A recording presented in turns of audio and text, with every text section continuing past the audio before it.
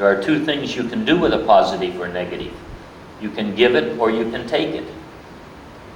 So if you give a positive, you have a response followed by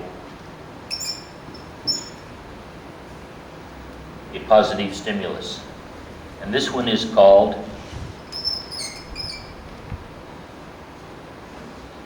just reward or reinforcement. I'm sorry, it's called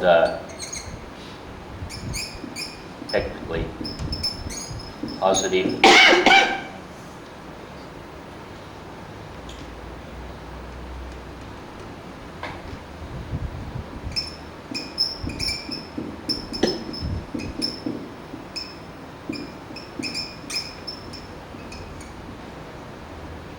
and it is the one we usually refer to as reward. And if I follow a response where I give a negative,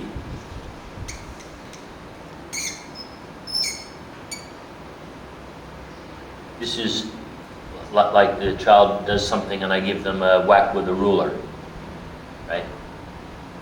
We normally just call this punishment, but technically there are two kinds of punishment just as there are two kinds of reinforcement or reward. This is called presentation.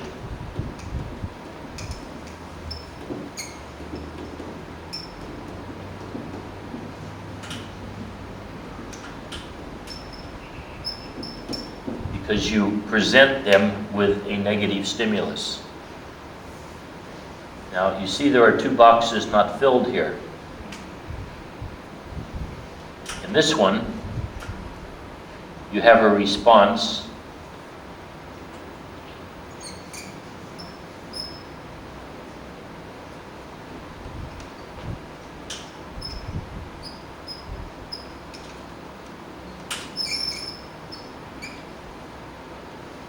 See, it's about a positive stimulus, right? These are the stimulus here.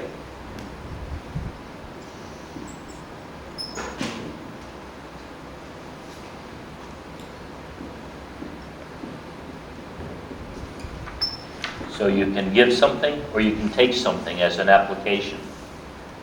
Or let's not call it an application since it happens after, let's say consequence.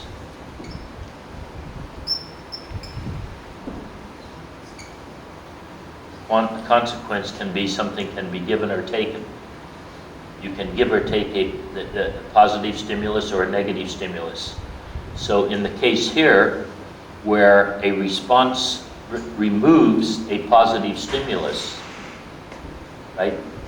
If you have something you like and someone takes it from you, you don't consider that rewarding, you consider that punishing. So this particular one is called withdrawal punishment.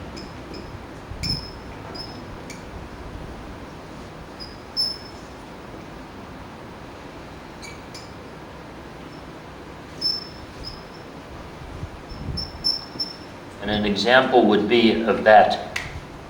Say, for instance, you have some kids and they like to argue over, or maybe not argue, maybe they like to yell at each other and fight during a TV program. And so you say to them, if you fight with each other while you're watching TV, the TV goes off. So the response is fighting, which removes the ongoing, remember it's an ongoing positive stimulus.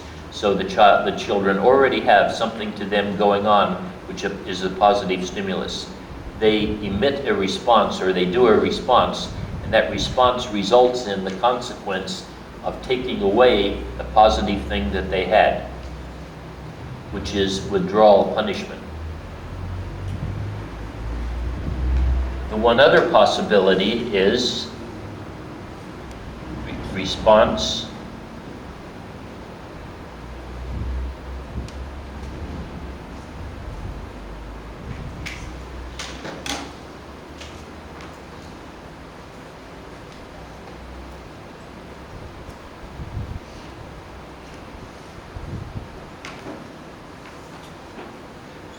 a response removes a negative stimulus. Now, if you had an ongoing negative stimulus and it is removed, if something bad is happening to you and that thing is stopped, you feel good. So it is rewarding. Say, for instance, I'll give an example of a experimental situation. It's not a very nice one, but it is one that has been tried to see that these things work with animals. You put a rat in a cage and you electrify the grid on the bottom of the cage, and rats have sensitive feet, and the electric shock, which does not physically harm them, but is quite unpleasant to them. So they are there in an environment where they have an ongoing negative stimulus upon themselves.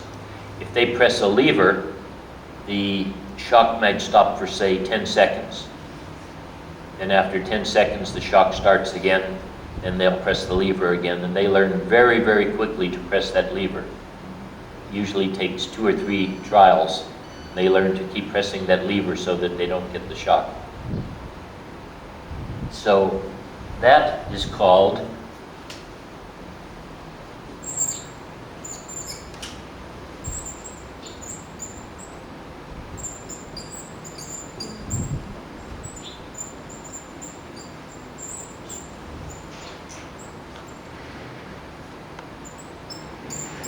negative reinforcement. Called negative reinforcement because it deals with a negative stimulus. This one positive reinforcement because it deals with a positive stimulus. This one presentation punishment because you present a negative stimulus. This one withdrawal punishment because you take away a positive stimulus. But important to remember, it isn't the stimulus being negative or positive that determines whether the rate of the response will increase or in rate and magnitude. What determines is punishment, whether it is presentation or withdrawal, results in a decrease in the rate and magnitude of the response. Reinforcement, whether it is positive or negative, results in an increase in the rate and magnitude of the response. So some people get the idea you use a negative stimulus, it is going to result in a decrease in the rate of the response. This isn't true. It's the term reinforcement. You can forget about the name of the stimulus. All reinforcement increases responses, all punishment decreases responses. Any questions about these 4 ways? Basically, all of learning, everything I'm going to tell you further about learning, other I don't know whether I'll get into one other thing. There is one variation on this. There's a variation on withdrawal punishment called avoidance learning, but it is so close to this that I consider it a form of withdrawal punishment. So basically, everything we will be talking about are these 4 forms. So first of all, you have to know the shaping process. You have to know one thing. Then you have to know there is reward and punishment, which is 2 things. And then you have to know reward and punishment can be applied in 4 different ways. Still not real complex. So does everybody understand this whole thing here?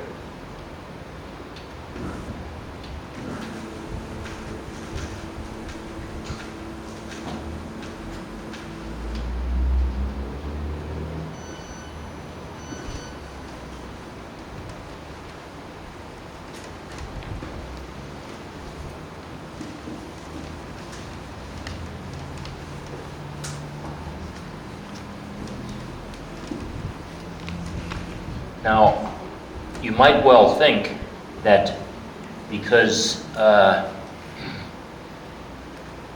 if you want to increase a response, you use reward, that it seems logical if you want to decrease a response, you use punishment.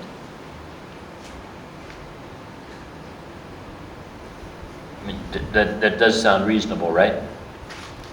And punishment is very widely used in the world. Actually, punishment is probably more widely used in the world than reward. The reason being it is something that I didn't actually mention here, but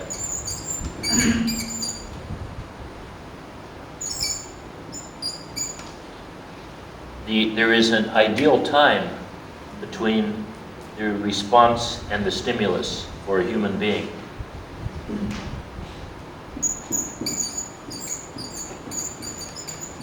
To have its maximum effect, it should be applied within 1/2 second.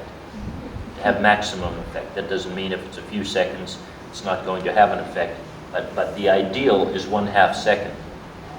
Occasionally you don't have an opportunity to do it even within a few seconds, but because human beings can recreate situations in their mind, if you're going to punish somebody for something later, you don't just get mad at them at the time and then say, okay, I'm going to punish you later, and then when you punish them later, just go ahead and punish them. You have to totally recreate the situation in their mind so that the punishment still comes essentially after a 1/2 second after the recreation of the response that was being punished.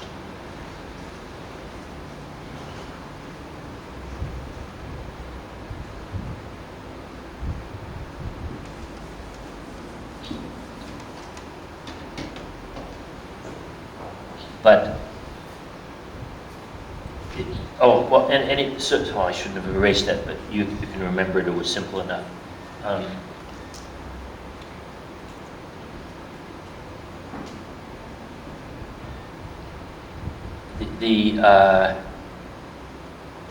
The timing on this, you notice, to be most effective as a learning experience with both punishment and reward is how quickly the stimulus follows the response. If you reward somebody, you often don't get what you ask for or the rewarding stimulus. It often doesn't come very quickly. You might say to kids, it would be really nice if you treated your brothers and sisters more friendly. But in a 1/2 second, you're not going to get a change in that child's behavior. Although maybe later on they will think about it and they will change, but you won't notice it because there's been such a long time period between your response and the following stimulus.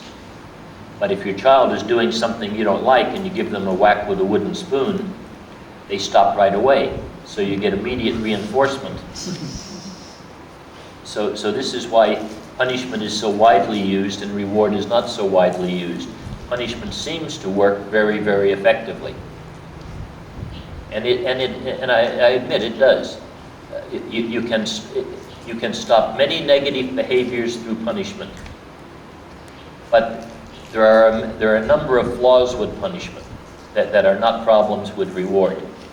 One of them is, while you can stop negative behavior with punishment, and you can even make some positive behavior occur with punishment, like for example, if your child is 10 years old and they won't pray, you are allowed, actually, we'll get into really what this means, because this needs a lot of interpretation, that you can beat your child for not praying at 10. So if you beat them, and their alternative is pray or get beaten, they usually pray. But the thing that you cannot do, while you may be able to get them to pray by punishment, you cannot get them to love praying in their heart by punishment. You can only get them to love praying in their heart by reward. So while you can get the behavior, you cannot get the intention. And you know that with any behavior that we do, if we do any good behavior, we have to intend that good behavior first before we get reward from Allah. Allah doesn't reward good behavior. Allah rewards good behavior following good intention. And so if you're using punishment, you are stealing the opportunity from your child to be reinforced or rewarded by Allah for their good behavior. That's not the only problem. Children who are punished tend to want to escape from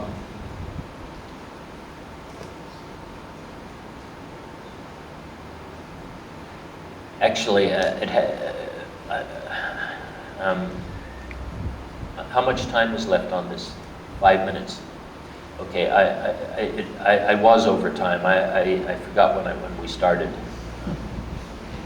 Somebody indicated to me earlier that it was time for the break, and I thought it was a long time from the break, but we were actually late, but hopefully you can put up with this. I'll just say this last important thing about punishment. Children who are punished tend to try to escape from or retaliate against the punishing situation or person. So if there's a lot of punishment at school, children will try and not have to go to school. Or maybe they will come back later and vandalize the school. Right? They either want to retaliate against or escape from. Or if it is at home, maybe they will run away from home, or maybe they will retaliate with a lot of harsh words toward their parents.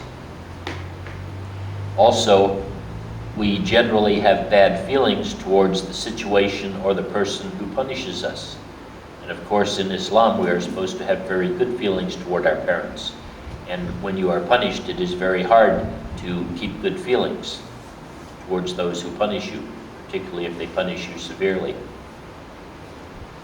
And besides that, if you see punishment being used by your parents or your teachers and your teachers are a model to you as to what right human behavior is.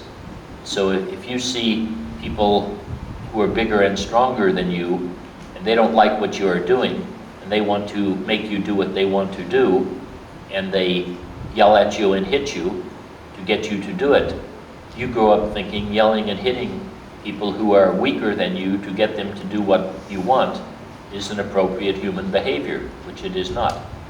So they learn that. So these are some of the drawbacks of punishment, and this is why I say it is impossible to punish a child without harming a child. And after we have our break, we will, I'll just tell you a little bit more about the harmful effects of punishment and how to overcome some of it. By the way, in there are some CDs and some books. Now I know you have seen these classes, right? But I don't know whether everyone can remember everything that was said.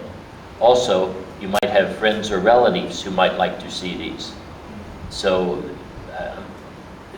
we're selling them at a price where we may make 2 ringgit or something, but we're not getting rich on this. I'm not trying to do it to make money, but I am trying to do it to increase the spread of this knowledge as much as possible.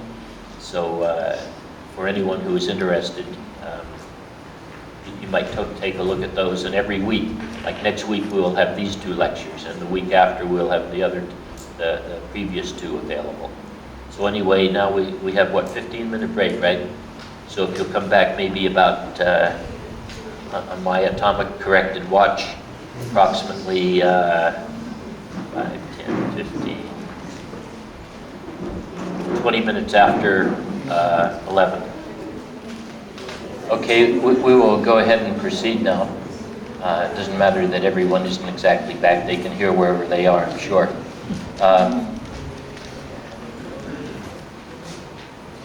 I said I was going to say a couple more things about the problems of punishment, but I had so many conversations in between, I forgot what those other couple of things were. But I just want to mention an interesting statement by, remember I said B.F. Skinner was the person who originated essentially all of these laws of learning. And he said a really wonderful, it was a very wonderful sentence in one of his books, and it is, "We are only beginning to understand the weakness of force and aggression as we are beginning to understand the power of love." Because basically in human history, love has not been the way that rightness has been encouraged, other than perhaps at the time of a few of the prophets who Allah revealed the knowledge to, that is the right way. And we have to remember that the reason that our prophet was even so very loved before he received revelation, because he was just basically the nicest man in the whole community. And later on, when we talk a little bit about child raising, I would say in much of the world, Muslims feel comfortable to be quite harsh in raising children. Harshness seems to be very prominent in our Muslim Ummah. Maybe, I don't know how much so in Malaysia, because there's a lot of permissiveness I notice goes on in Malaysia. But in some countries, and for a long time, there was a very lot of harshness used in the Muslim Ummah. Much of it on the basis of the idea that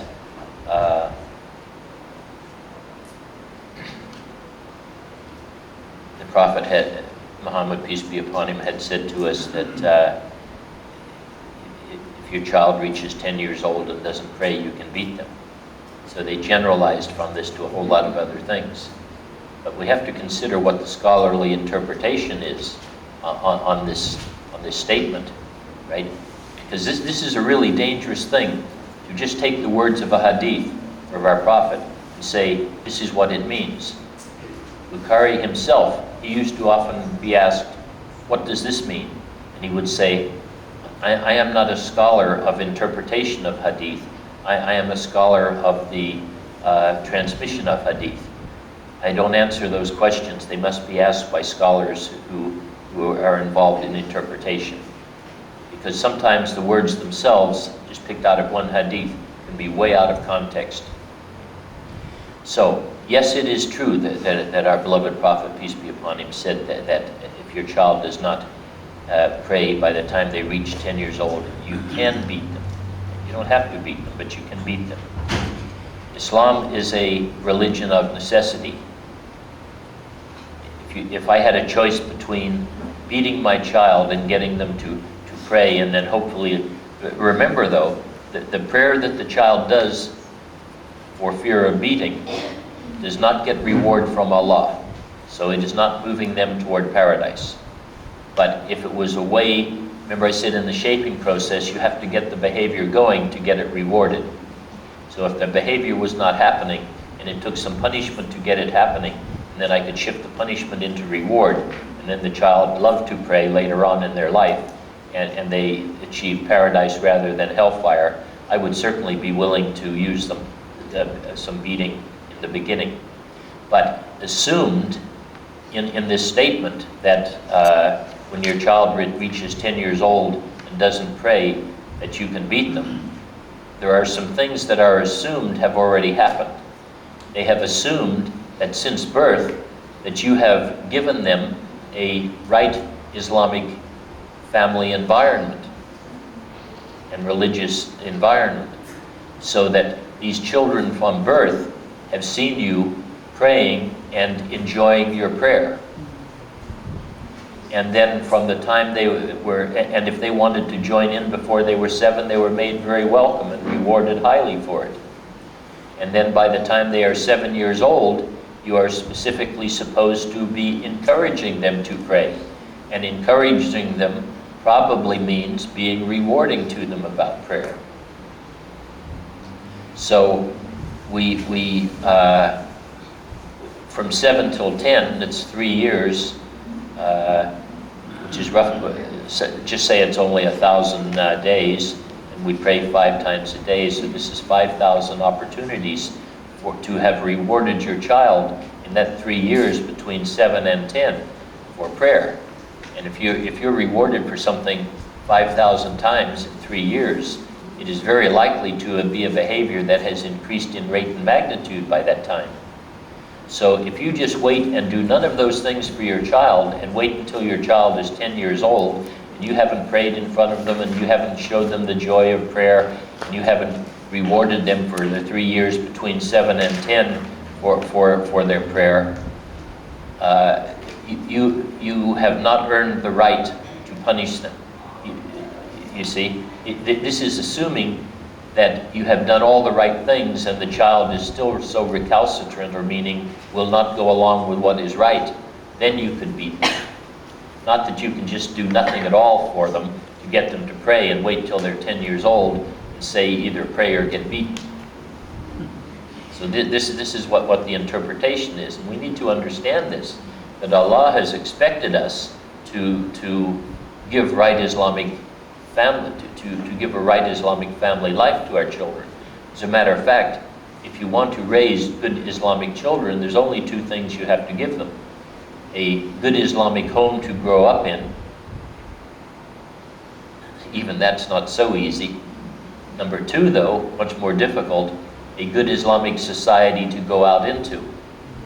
You give them those two things, and I can guarantee you that you will raise good Islamic children, because Allah has guaranteed us that if you give them those two things, you will raise good Islamic children. And I go as far as to saying, I don't want anyone to feel bad when I say this, but if you are not giving your children or doing your best to give we can't, we have a lot of control over whether we give our children a good Islamic home, but we don't have all that much control yet over whether we give our children a good Islamic society or a good Islamic world to go out into. But anyone who is not doing whatever they can in the home to give their children a good Islamic environment, and who is not doing whatever they can, even if it is a small thing, to make the world a better place for their children, is actually guilty of child abuse by neglect. So, this obligation is a really, really powerful one. You know, the concept of Khalifah of Allah, where each generation is supposed to raise higher and higher than the one before, you're not going to get it by giving, an Islamic home environment that is not very Islamic, and sending the children out into a world that is not Islamic at all and very heavily is influenced through shaitan and his secular materialism. I think it is shocking that we have done that. And I have to take responsibility too.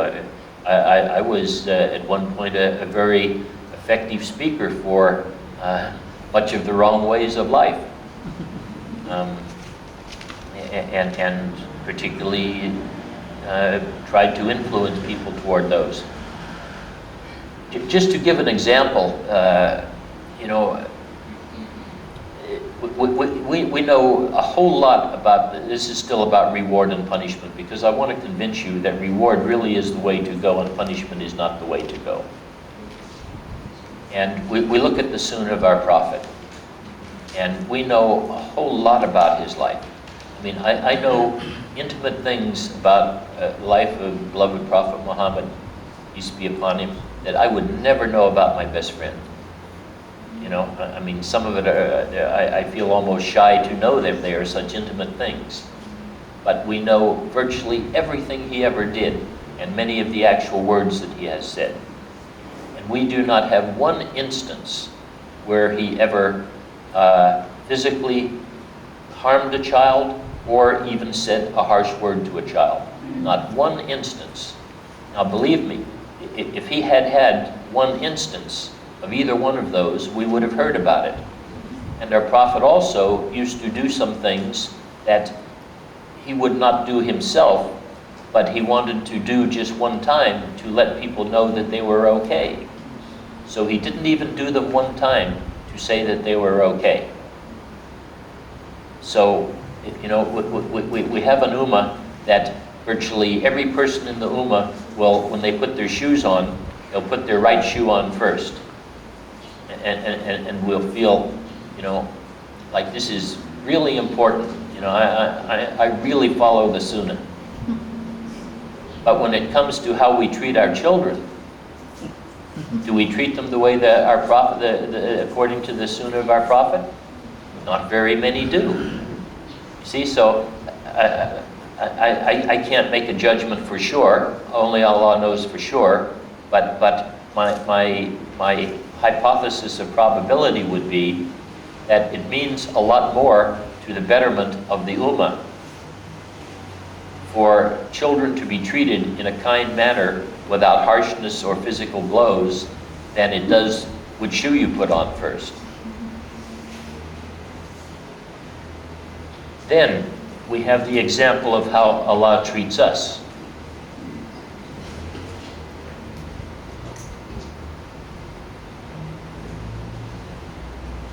And one of the great scholars is Imam Nawawi. And our Prophet once said that anybody who knows 40 hadith, learns 40 hadith, is guaranteed paradise. Once again, we need a lot of interpretation with that. It's 40 hadith and a whole lot of other things, really, in interpretation. But of course, then many scholars have come up with lists of 40 hadith. But Imam Nawawi's 40 hadith is, of course, by far the most well-known 40 hadith that he suggests are important. And one of them has to do with the way Allah treats us. And it gives us an idea of what an appropriate ratio is for positive to negative in dealing with children. Everyone knows ratio like 2 to 1, right? For every 2 of these, there is 1 of those. Now, would anybody have any idea what the ratio might be that I would suggest is an appropriate ratio of positive interactions with children to negative? In other words, rewards to punishment. 10 to 1?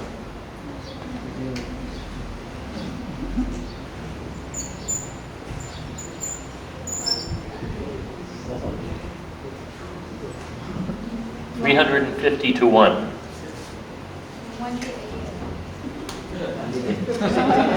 Sounds very difficult to do, right? You say, oh, how in the world? Now, where would I get a number like that from? Okay? I get it from one of Nawawi's 40 hadith. Because Allah does not actually assign points, but just to make it easy to show where I get the number 350 to 1, I will talk about Allah's reward and punishment as points rather than in the way that He does it, which is not based on a digital system, but on probably some system we have no idea about. But what happens if you intend to do a positive thing? Talking in points, according to Nawawi's 40 hadith, what does Allah give you if you intend to do something good? 1 point, right? And if you go ahead and do that positive thing, what does Allah do? He multiplies it by what? Anyone remember the number? 10 to 700.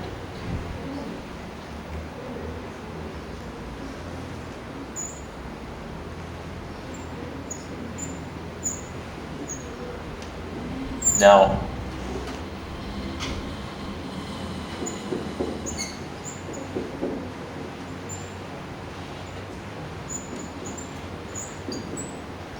what happens if you intend to do a negative thing?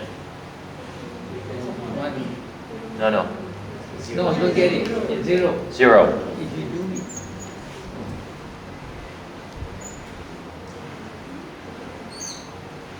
And if you go ahead and do the negative thing, 1. So 0 plus 1 is 1. 1, here the average between 1 and 700, which is available for having intended and done a positive thing, the average between 1 and 700 is 350. So this is where I get this ratio of 350 to 1. Now, I don't know for sure that this is what is meant by this, but it is interesting that it is a true numerical fact. Consistent with, because when we find out things about how Allah treats us, we are supposed to look at our Prophet as an example of how to do this. Our Prophet was as perfect as a human being has ever been. So our Prophet, never in his whole life, our Prophet's ratio was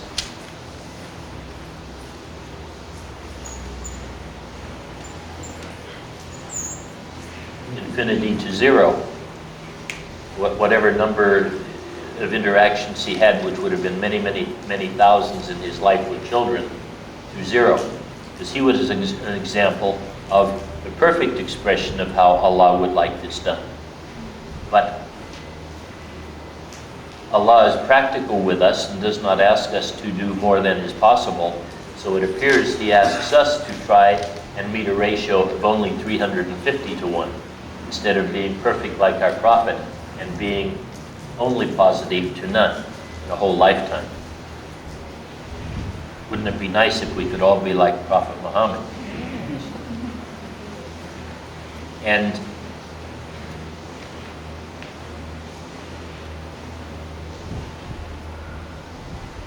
I'm not really sure whether it is worthwhile going much into the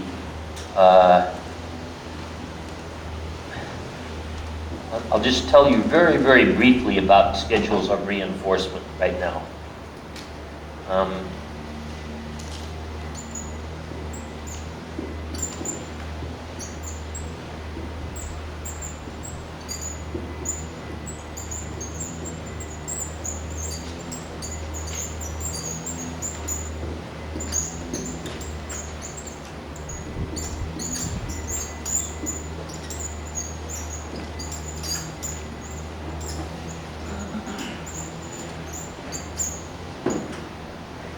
Basically, the kind of reward I have been talking about is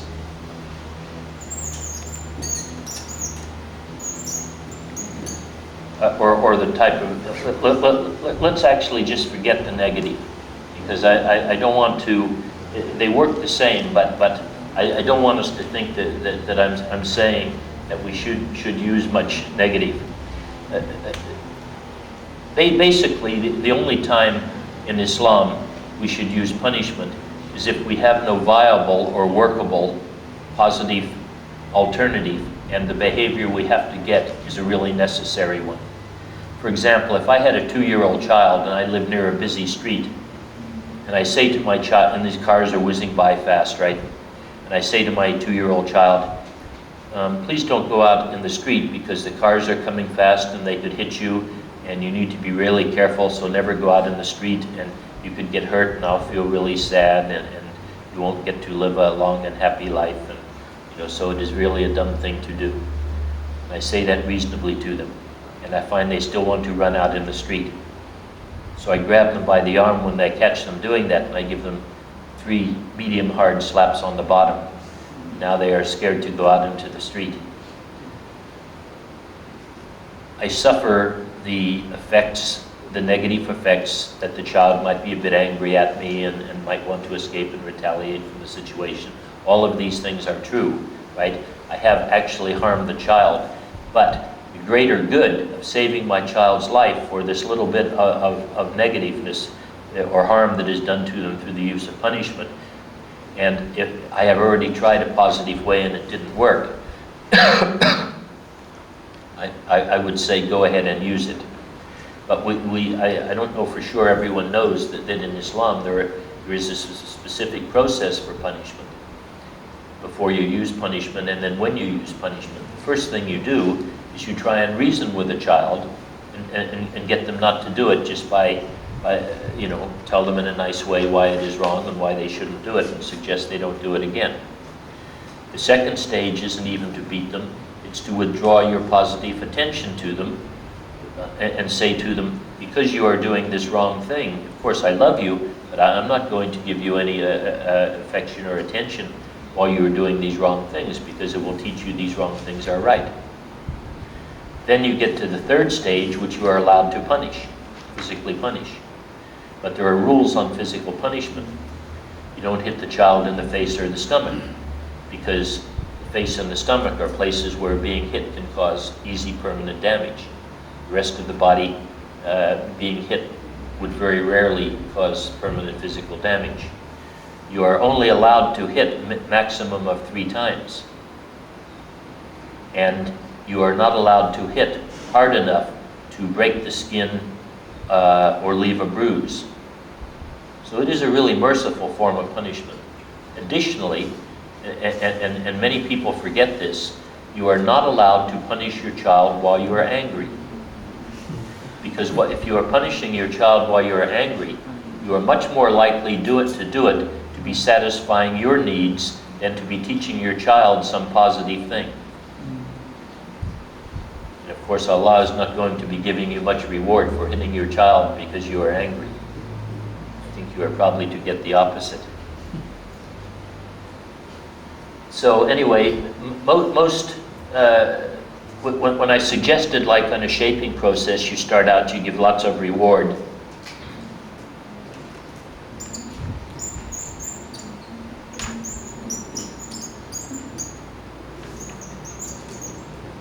You give lots of reward here, and it's basically on a continuous reinforcement schedule, which means every response gets a reward.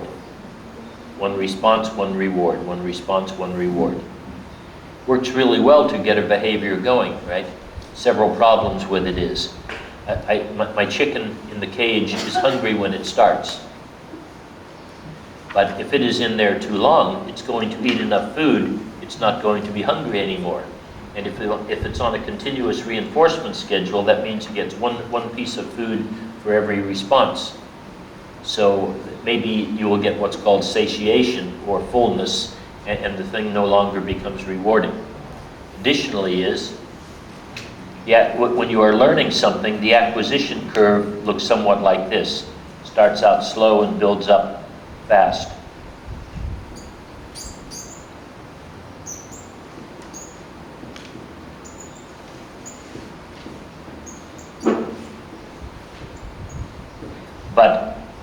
And this is with reinforcement in effect, a reward.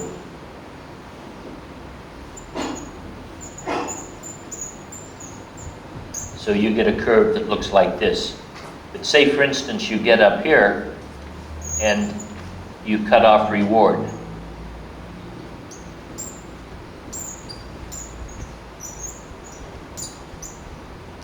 For a behavior that is not naturally rewarding or has not become internally rewarding, like lever pressing for a rat, or if I quit reinforcing my chicken for doing that thing, and doing that turning the circle quit working, we get a drop off like this.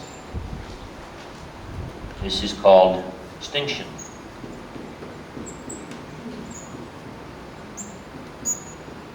When there is no more reward after a behavior has been developed by reward, and then there is no more reward, the behavior tends to drop off through extinction. Now, if you are getting continuous reinforcement, and every single reward every single response gets a reward, it is really obvious. The first time you don't get a reward, something has changed. And it doesn't take very many instances to be real sure you're not getting rewarded anymore for your response, so you get a really quick extinction.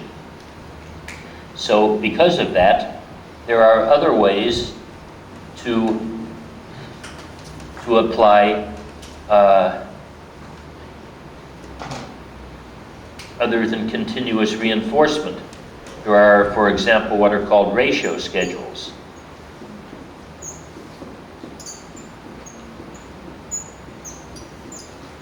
I'll just give two examples here. Fixed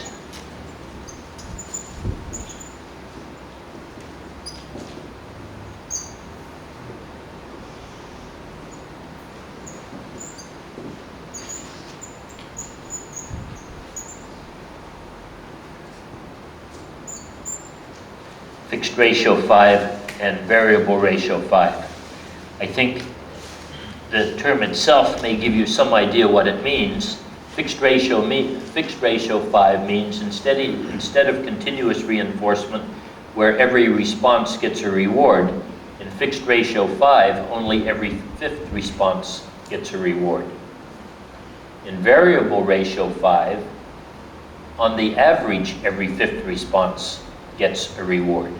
So you might get a reward after 1, or you might get a reward after 10, and the two would average to 5, or 6 and 4 and average 5. So it means on the fixed ratio, the animal, or the human being can come to know for every 5 they get 1. But by the way, on these fixed ratio schedules, you tend to get rates of behavior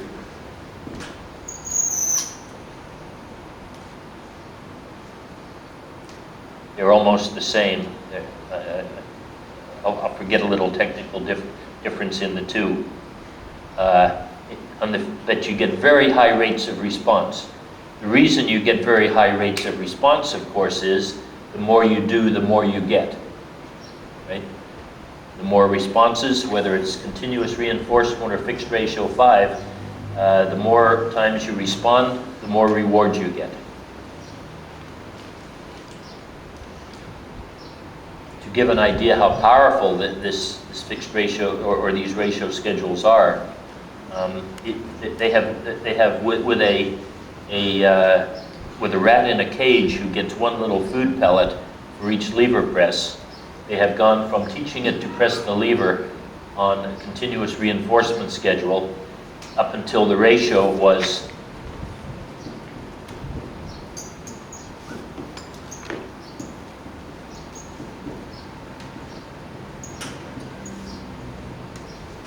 fixed ratio 20,000.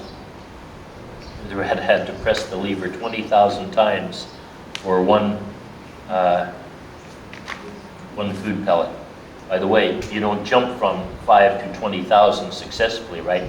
Shaping process, you remember I said in the beginning you start with small steps. In the shaping process, I didn't actually mention this, it's very important. You never make a step so large that you're not likely to achieve it, or the shaping process will break down at that point. But if you do this slowly, you do 5, 10, 20, 50, 80, 150, 300. Well, actually, it would really work better on a variable ratio schedule, where the animal is never quite sure how many it takes, right? On a fixed ratio, you know it takes 5. On a variable ratio, you know it takes an average of 5. But theoretically, one could take 20 or 30 and then be managed by a whole lot of quick ones, or balanced by a whole lot of quick ones. So on a variable ratio, you're never quite sure. So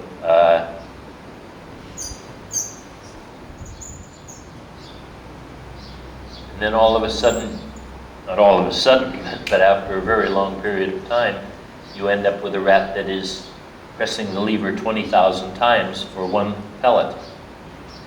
But the amount of energy it gets from 1 pellet is not nearly sufficient to cover the energy that is expended pushing the lever 20,000 times.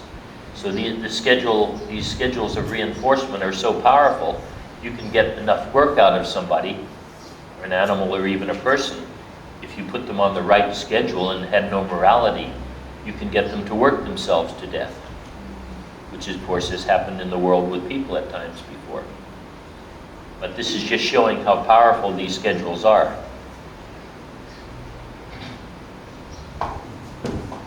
So if you want fast rates of response, if you want a whole lot of work out of somebody, you want it done quickly, you go to a fixed ratio or variable ratio schedules.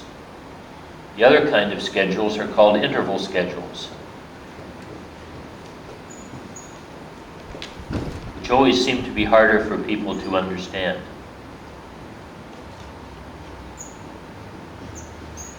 And we could have a fixed interval,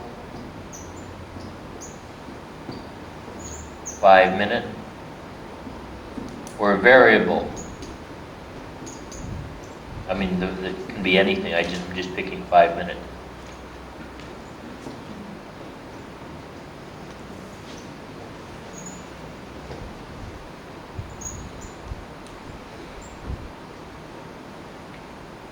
And so, if you have a fixed interval 5-minute schedule, what the this will be the established response rate for fixed ratio and variable ratio, both of them very high rates of responding, continuous.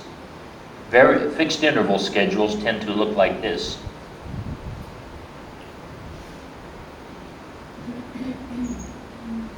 The reason being, what this fixed interval, some people think that fixed interval 5 minutes means that there is a reward every 5 minutes. That is not true. It means that there cannot be a reward for the first 5 minutes.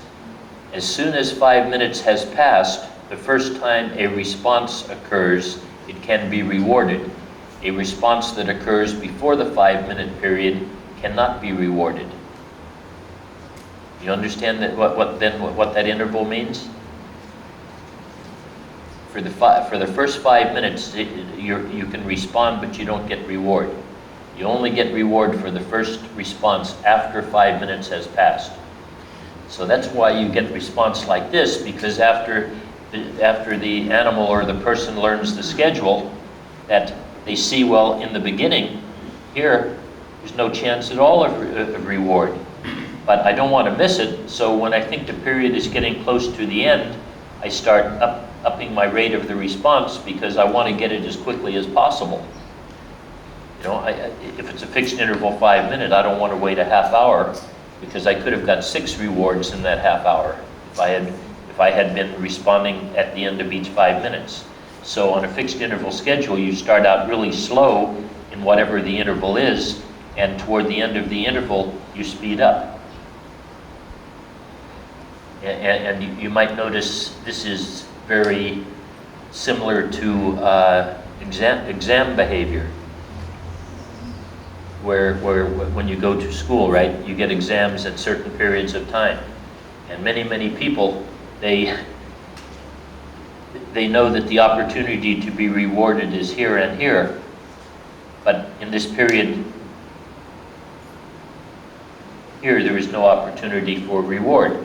So nobody studies here, but they start studying just before the exam or cramming.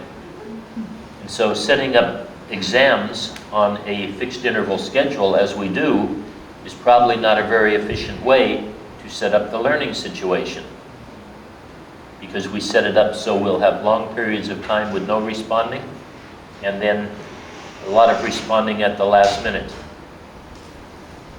If you have a variable interval schedule, they don't know how long it takes. But what they do know is there's no sense working really hard, because it's not a matter anymore now of the more you do, the more you get. It's a matter of don't miss the interval. So you get a response rate that looks somewhat like this, a low and steady response rate. Since you never know, it could be on a fixed ratio 5 minutes, you could get a reward after 30 seconds or after 10 minutes. So what you do is just every once in a while you make a response so you don't miss out if the period had gone. But you don't work really hard, because the chance at any given time is not really great you're going to get a reward. Where with a ratio schedule, it is fixed. The relationship between the rewards and the responses and the rewards. But here, it is fixed by the amount of time that must occur before a response can be rewarded. So you get a rate like this. And for a class that uses, what are they called, pop quizzes?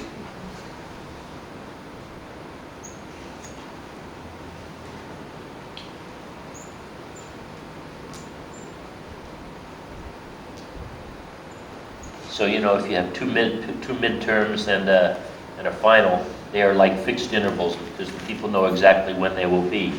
But here we have pop quizzes.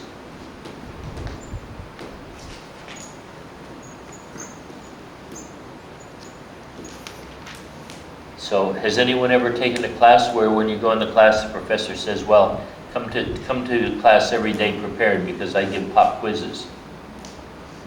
But you are never really sure whether he will or not. And so you often take the chance that he won't. And so what you do is you study at a slow but steady rate, hoping that the days when he has a pop quiz will be one where you have studied. So this also is not a very effective way. But also it's a way that is not appreciated at all. You would think if you want people to learn as much as possible, you would have them on a ratio schedule. The more work they do, the more reward they get. And there is a system of education that was proposed back in the 1960s by a psychologist named Fred Keller called the Personalized System of Instruction. And basically what he did is and I actually used this once at a university. We had a introductory psychology textbook, and there's like 500 kids in the class. And we guarantee everyone in the class a 5-credit A. It's a 5-credit class, right? 5 days a week class. So we guarantee everyone who finishes a 5-credit A. And we set it up so the book is about 400 pages long, and so we break it up into 20-page segments. And these 20-page segments it's not so hard to learn just 20 pages out of a book. So to get the right to pass on to learn the second 20 pages, you have to pass an exam on the first 20 pages. And if you fail the exam on the first 20 pages, you can come back and take a different exam on the first 20 pages. And if you fail that one, you can come back again. So we made 3 exams for each 20 pages, different exams for each 20 pages. And it's very unlikely somebody's going to go away 3 times and study and come back to pass an exam and not pass it in 1 or 3 times. We never had anyone do that. So you can move at whatever rate you want to move. If you want to get your 5-credit A out of the way early in the year, then or most of the work for it early in the year, and then not have anything left to do, and put your time in other classes, you're able to do that. They did also have a midterm and a final, which worked on the same basis, that you take a midterm, you don't do very well, you can come back, go study, come back, take it again. Don't do very well, come back, take it, and pass it at a very high rate. Basically, all of the 20-page sections, you have to pass the exam at 100%. So you have to know the 20 pages at 100%. On the midterms, I think it was 90-something%. So you had to know it really at an A level. And the same thing with the final. So here we have a class with aside from the few people who dropped it, almost 500 people come into a 5-credit psychology class and all get an A. And all know the material at essentially 100% and get to do it at their own rate and get it out of the way quickly and then spend their time doing other things. Sounds like a really good way to go, right? So we did a survey at the end saying, how many of you would like to take another class like this? And less than 10% of the people would like to take a class like that. And when asked the reason why, too much work.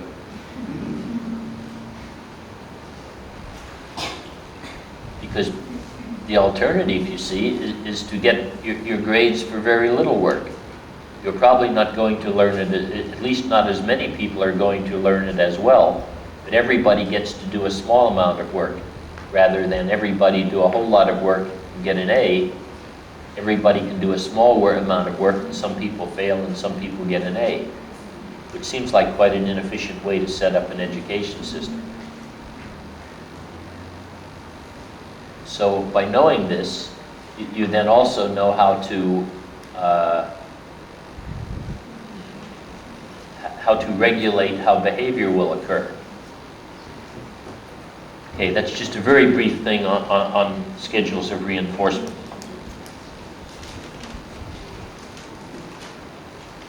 Now we come just to a little bit of actual application, because application can be very, very complex with human beings. Say, for instance, you have a child who has learned that, and notice I say has learned, this is not a thing the child comes into the world automatically with. They have learned that if they go shopping with you and there is something they want and you don't want to give it to them, if they throw a tantrum in the store, you will give them that thing that they want. You know, like you're walking through Carrefour and they pick up a little toy, and Carrefour is like a really busy store, and they say, "Mommy, can I have this?" And she says, "No." She says, "I want it." She says, "No, I want it." And then eventually could get to the extent of falling to the ground and kicking their legs and screaming, "I hate you," and "You're a bad mommy," and all sorts of things, right?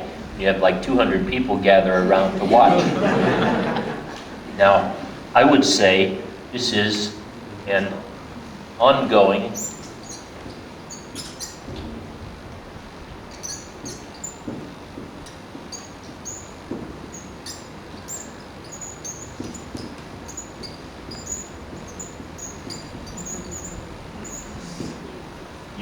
that would be fair to say, right, the parent is caught in an ongoing unpleasant situation. So if the parent's response during this ongoing unpleasant response is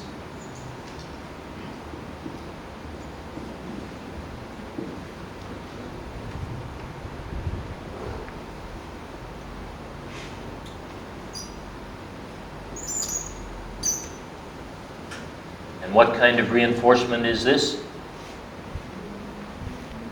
Remember, there's two kinds of reinforcement? Okay.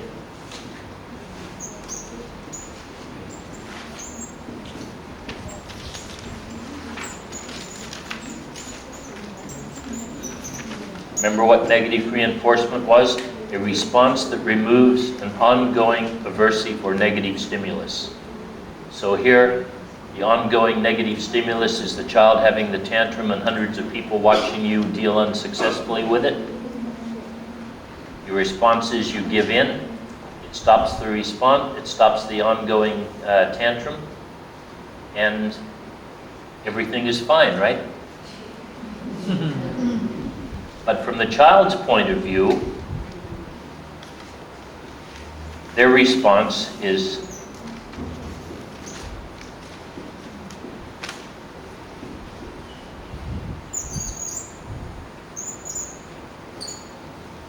tantrum followed by S plus.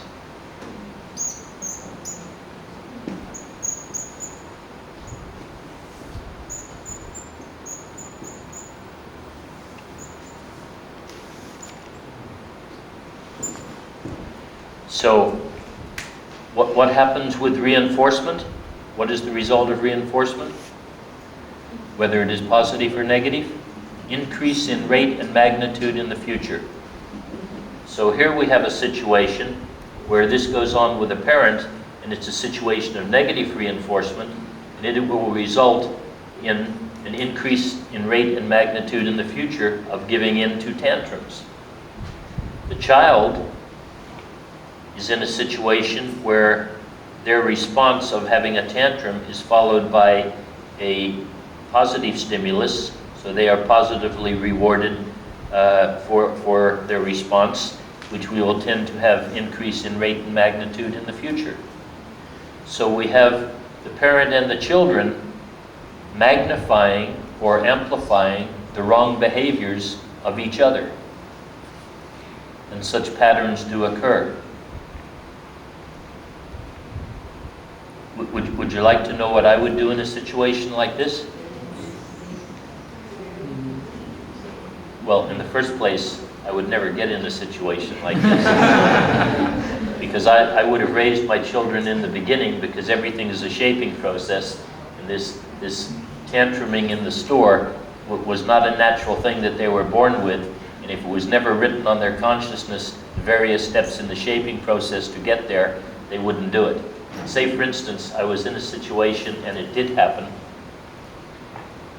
and assuming, because normally older children don't do this, but I am a lot bigger and stronger than the child, I will just pick the child up as soon as this starts and say to them, if you're going to have a tantrum in the store, I will not allow you to be in the store with me. I will take you out to the car and I will take you home. And so I take away their opportunity to be rewarded for the tantrum before it gets to that point. If it had already gotten to the point where there was a big crowd, I might even say as a learning experience to the crowd, pick the child up and say, my child has learned some very bad behaviors. I'm not going to give in because that would just reward that behavior. Sorry you had to see this, but I'm just going to take my child and take them away from the opportunity to get something for having a tantrum, because I would never give in to a tantrum. So then walk out of the store. Because it is very, very important not to reward negative behavior. And instances, I mean, you know, people who really love their kids will teach them some terrible things. I was at a BIM meeting once, and there was a old grandfather, my age or older, who had his little grandson there, about 4 years old. And this man really, really loved his grandson a lot, you could tell. He was not interested in the talk that was going on. He was interested in his grandson.